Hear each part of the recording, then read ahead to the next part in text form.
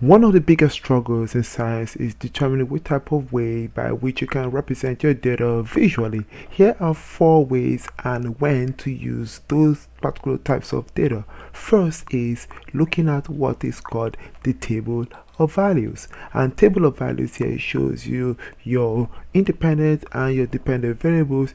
Usually your dependent variables will have trials, and the goal of this is to be able, one, to get simple calculations out of it, like for example getting the average or the mean, and sometimes you can spot some interesting outliers when you're doing those trial runs in your experiment. The next one here is pie chart. This is kind of like a circle like setup with a couple of fractions in that circle. This can be represented either in degrees or in percent, and this here enables you to see distribution of different groups in a particular sample. Bar chart is quite interesting because in here you have your independent variables to be shown in discrete or separate categories.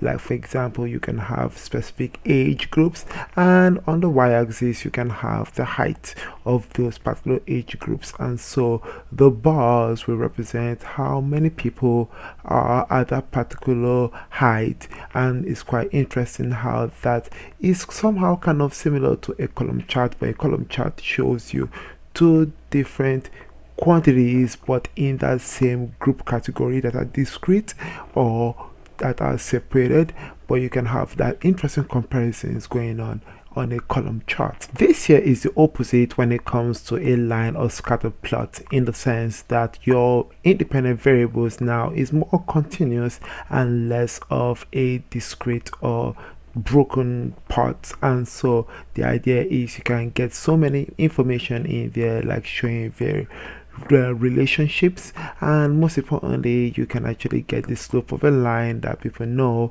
and sometimes you might get curves and that shows you some interesting relationships or functions down the road. Sometimes scatter plot could be interesting where you can compare two variables. Let's say for example you have one particular location with a plot and a different location with a different plot, and you're seeing how the dependent variables is changing when your independent variables are being manipulated. Follow for more science tips here on this particular channel.